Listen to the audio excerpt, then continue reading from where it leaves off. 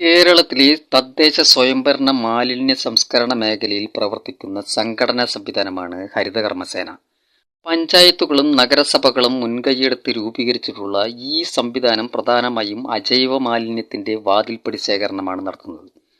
ഹരിതകർമ്മസേനയുടെ user ഫീയിൽ വന്നിട്ടുള്ള മാറ്റത്തെക്കുറിച്ചാണ് വ്യക്തമാക്കുന്നത്.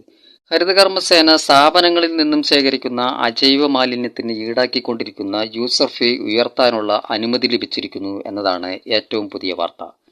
തദ്ദേശ വകുപ്പ് ഇത് സംബന്ധിച്ച മാർഗരേഖ പുതുക്കിയിരിക്കുന്നു. മാലിന്യത്തിന് ആനുപാതികമായും പ്രദേശത്തിന്റെ പ്രത്യേകതയ്ക്ക് അനുസരിച്ചും നിരക്ക് ഉയർത്താനാണ് അനുമതി ലഭിച്ചിരിക്കുന്നത്.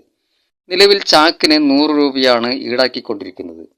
ഒരു സ്ഥാപനത്തിൽ നിന്നും ഒരു മാസത്തിൽ ആദ്യത്തെ 5 ചാക്കിന് 100 രൂപയും ശേഷം വരുന്ന അധിക ചാക്കുകൾക്ക് ഓരോന്നിനും പരമാവധി 100 രൂപ വരെയും വാങ്ങാം. എത്ര രൂപ ഈടാക്കണമെന്ന് തദ്ദേശ ഭരണസമിതിക്ക് തീരുമാനിക്കാം. നിശ്ചയിച്ച നിരക്ക് തദ്ദേശ സ്ഥാപന ഭരണസമിതി തീരുമാനമെടുത്ത് പ്രസിദ്ധീകരിക്കണം. വീടുകളിൽ നിന്ന് ശേഖരിക്കുന്ന അജൈവ മാലിന്യത്തിന് പഞ്ചായത്തുകളിൽ മിനിമം 50 രൂപയും നഗരസഭകളിൽ 70 രൂപയുമായി തുടരാമെന്നും മാർഗരേഖയിൽ പറയുന്നു എന്നതുകൊണ്ട് വീടുകളിൽ നിന്നുള്ള മാലിന്യ ശേഖരണത്തിന് ഫീസ് വർധനയുണ്ടാവില്ലെന്ന് ആശ്വസിക്കാം. ഫീസ് ഈടാക്കുന്നതിനുള്ള രസീത് ഏകീകൃത രൂപത്തിലാക്കണമെന്നും അത് തദ്ദേശ സ്ഥാപനം അച്ചടിച്ച് ഹരിതകർമ്മസേന ഭാരവാഹികൾക്ക് നൽകണമെന്നുമാണ് നിർദ്ദേശം.